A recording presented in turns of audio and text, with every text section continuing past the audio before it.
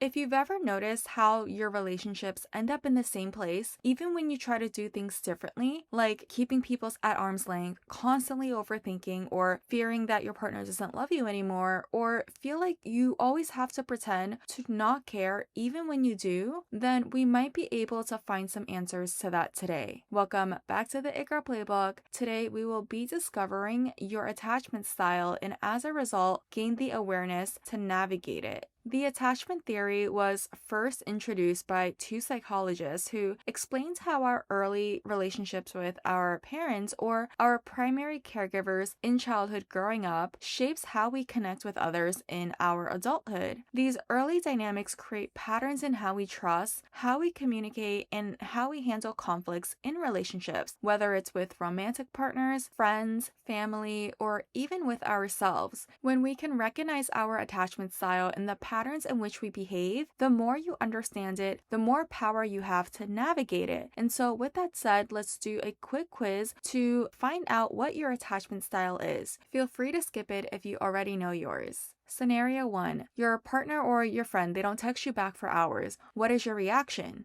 A. You assume they're busy. You might be a little bit curious, but you're not worried. B. You get anxious and wonder if you did something wrong. C. You act like you don't care and just distract yourself or shut down. D. You feel hurt and overthink it, but you don't want to seem needy. Scenario number 2. You're getting closer to someone emotionally. How do you feel? A. Safe. You enjoy that connection and you let it grow naturally. B. Nervous. You worry that they'll push you away once they see the real you. C. Uncomfortable and you start distancing yourself. D. Torn. You crave connection but don't fully trust their intentions. Scenario 3. You and your partner get into an argument. What do? A. You stay calm, express your feelings, and you listen. B. Start panicking. You want to fix it immediately and fear that there may be a breakup. C. Shut down and avoid the conflict. Or D. Either lash out or freeze because conflict, it overwhelms you. Scenario number 4. They say that they need space for a few days. What is your response? A. No problem. You trust them and use the time to recharge. B. You spiral, feel rejected, and assume the worst. C. You feel relieved. You need space too. Or D. You say, okay, but inside you're panicking and you're confused. In scenario number 5, think about your past relationships. What patterns come up?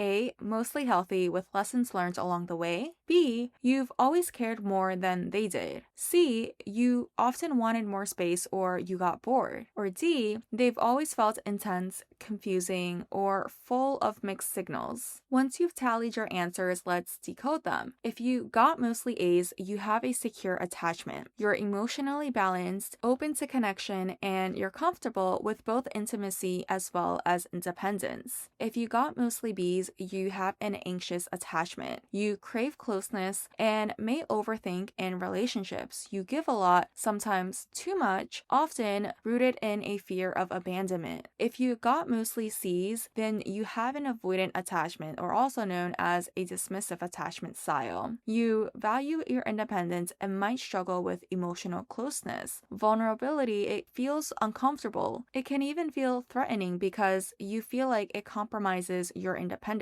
If you got mostly D's, then you have an anxious avoidant combination attachment style. It's also referred to as fearful-avoidant or disorganized attachment style. You want connection, but you fear getting hurt. You might feel torn between chasing love and pushing it away. We'll explore these more individually and how to navigate each of these, but now that you know which attachment style that describes you most, you can feel free to skip to the section that is relevant for you. I'll be sure to add timestamps to the video. Let's start with the secure attachment. A secure attachment style is considered to be the healthiest attachment style and is typically formed when your emotional needs were consistently met growing up. If your caregivers were reliable, emotionally available, and make you feel safe expressing your emotions, you likely grew up with a strong sense of trust and confidence in your relationships. Because of this, healthy connections, they feel familiar to you, making it easier to replicate in adulthood. Now, as an adult, you're comfortable with being close emotionally while still valuing your independence. You can communicate your needs openly, set boundaries without guilt, and handle conflicts in a calm, constructive way. Some of the key traits for this attachment style is you're comfortable depending on others and letting others depend on you.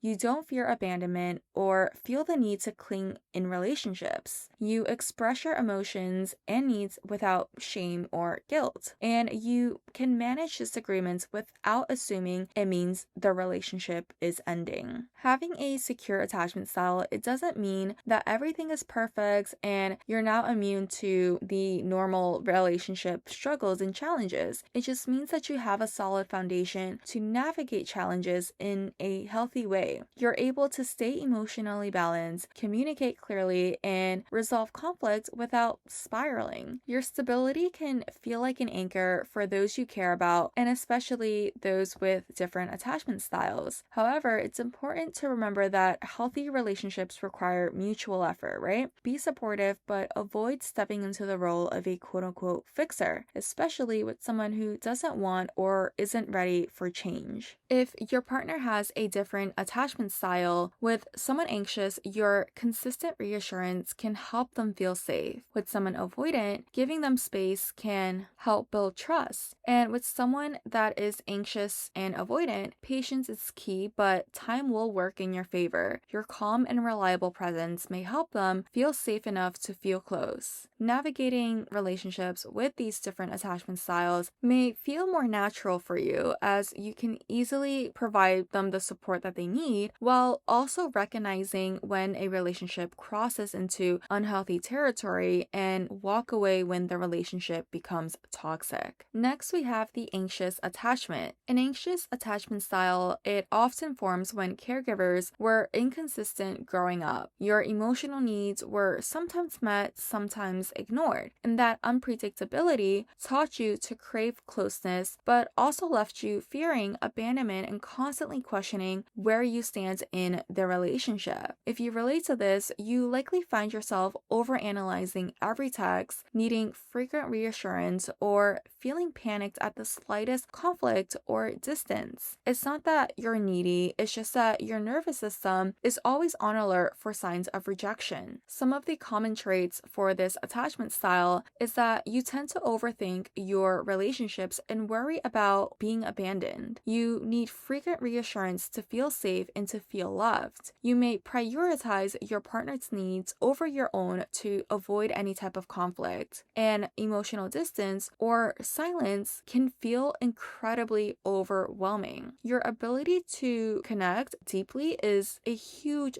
strength, but the anxiety around losing that connection can feel so emotionally chaotic. And so healing this attachment style starts with shifting that focus inward and start practicing emotional regulation. When you feel triggered, take a pause before reacting. I swear by journaling, and this is a perfect time for it because writing things down can really help calm your thoughts and it can create space for a more rational type of reflection, which holds a lot of value, especially when you're in a very emotionally chaotic state. Setting boundaries can also be so incredibly helpful, even with people you love, because craving closeness is valid, but any type of relationships thrive when both people can still maintain their individuality. And so learn to sit in those moments of space without spiraling, and you'll notice that it'll help you build a lot of self-trust. In terms of compatibility, being with a securely attached person will really help bring you a lot of ease. If you can learn to effectively communicate your needs, it gives the other person the opportunity to meet your needs. They say that opposites attract, but being with an avoidant partner will feel like a literal roller coaster. While you crave closeness, the other craves independence. And so the more one person's need is met, the more distant the relationship will feel. Since people with secure attachment styles are likely in long-term relationships, naturally there will just be more avoidant people in the dating pool. And so if this was a majority of your dating experience, that might be able to provide a little bit of clarity. The relationship will always feel triggering to one person if the other person's need is fully met, and so finding a balance and compromising is the best solution for this combination. If you're with another anxious partner, it may work as you both understand each other's needs for reassurance, but be careful when the sole focus is on supporting each other to the point that you're neglecting yourself. If you're with an anxious avoidant partner, it may feel like there is a push and pull pattern, but consistency and patience is key here. While you may naturally try to quote unquote fix the relationship, it's essential to focus on creating a safe and stable environment for the relationship rather than chasing validation from them individually. Healing your anxious attachment style isn't about becoming totally independent overnight. It's about learning to self-soothe, communicate clearly, and stop outsourcing your sense of worth to how someone else feels about you. You don't need to be quote unquote less emotional. You just need to create security within yourself. Next, we have the avoidant attachment. Avoidant attachment styles, they often form when emotional needs were met with distance, dismissal, or just overall discomfort growing up. You may have learned early on that it's safer to rely on yourself than to risk needing others, and so vulnerability might have felt like a weakness for you, and so in response, you built walls. And now as an adult, you might crave connection deep down, but you pull away when things get too close. Because love and connection, it feels like a threat to your independence, and so you keep it at a arm's length always. Some of the key traits to this attachment style is you valuing your independence to the point where relying on others feel uncomfortable. You feel this need or an urge to suppress emotions or avoid discussing feelings in relationships. You feel uneasy or even smothered when someone tries to get close to you emotionally, and you may distance yourself emotionally or physically when there is any type of conflict or vulnerability it arises. Even though avoidance is a defense for you, it highlights your strength and your self-reliance, which is all great, but the real growth, it truly happens when you allow yourself to both protect your space and invite people in. If you resonate with this style, your instincts might be to pull away or downplay your emotions, but deeper connections, it doesn't always have to mean losing yourself. Tracing it back to who and why this defense system was first formed, it can really help provide so much value in helping you clarify to unlearn what you taught yourself about how it's bad to trust people and to connect with people, and replacing it with a healthier view on connection. It's okay to need space, but it's also equally important to connect with people when necessary to maintain a healthy connections, especially with people who may have different needs. In terms of compatibility with a secure partner, they'll give you space but will still show up for that emotional connection. And so let yourself lean in gradually and learn from their steadiness. With an anxious partner, their need for closeness might feel overwhelming, but disappearing won't help. Instead, offer reassurance with clear communication for your own needs also. Let them know that you care, even if you need space. Boundaries are healthy in any type of relationships, but stonewalling isn't. With another avoidant partner, it might feel chill at first because you both value and understand each other's needs for space and you give that to each other. But as a result, the entire relationship feels distant and very surface level because it lacks that emotional connection. So keep that in mind so that you don't forget to make intentional efforts to create connection, because that's what a relationship is. With an anxious avoidant partner, your tendency to distance yourself can trigger their fears of abandonment, while their emotional intensity can trigger your desire to withdraw. It's essential to be patient with each other and recognize this cycle. Creating a safe space where both of you feel safe opening up can be incredibly helpful. Avoidant attachment isn't about being cold or being incapable of love. It's about fear of losing yourself in it. In any type of healthy connections and relationships, it won't require you to lose yourself. It'll teach you that your needs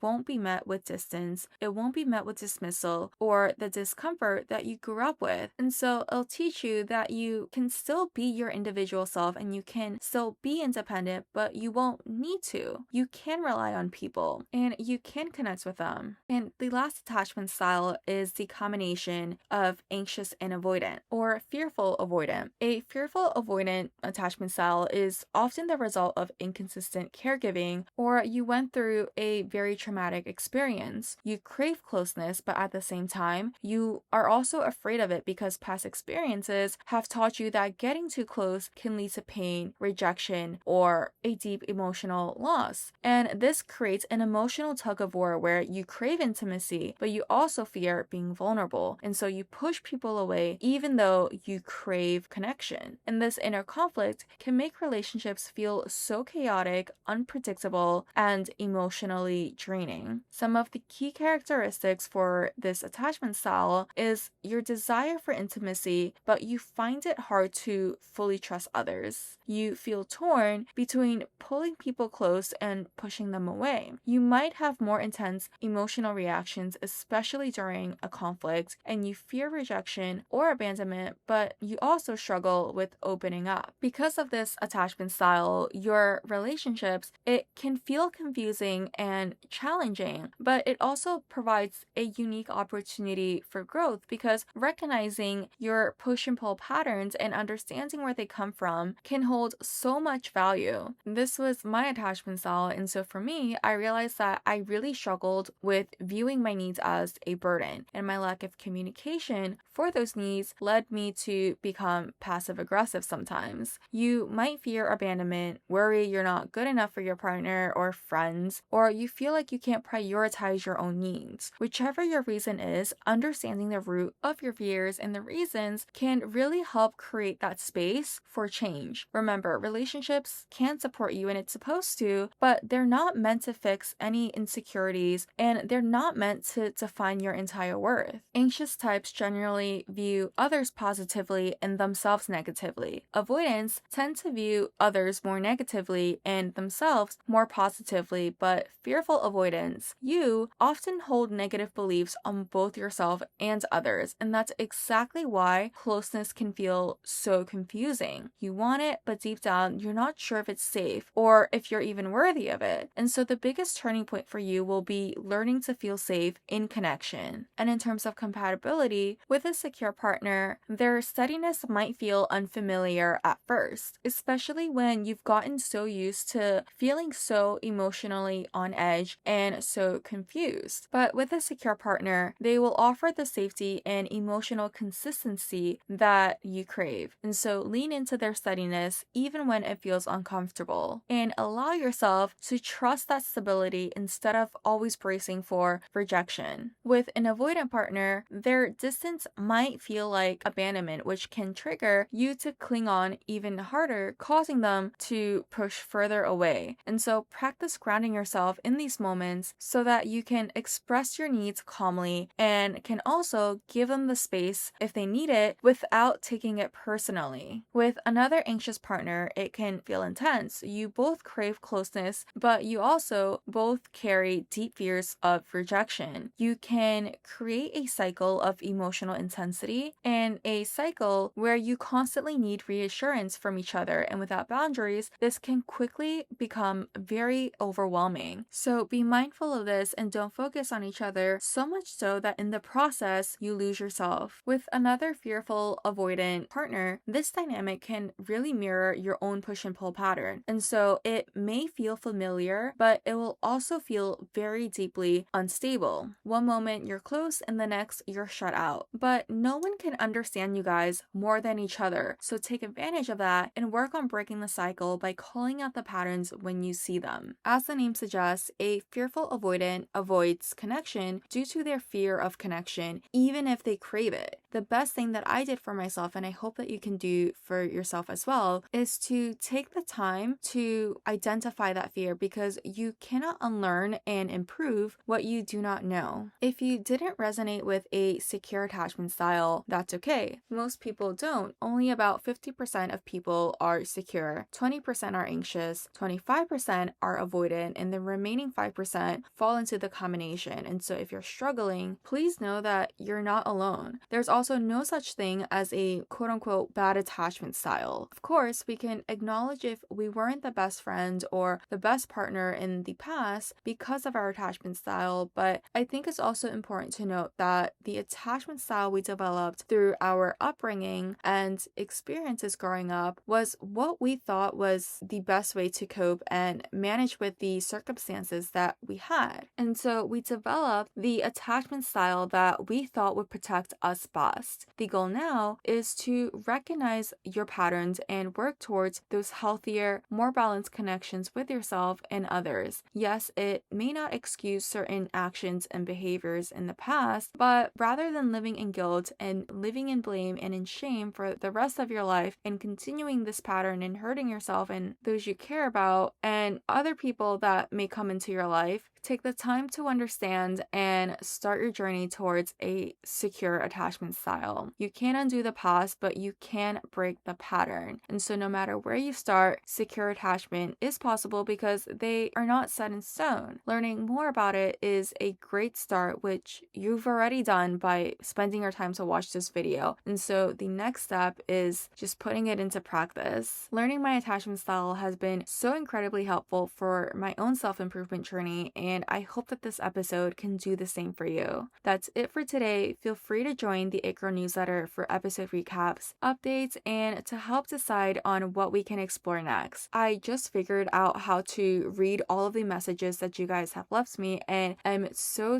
incredibly grateful for all the kind words. It really does mean a lot. I hope to see you in our next episode, and in the meantime, as always, stay hot. Bye!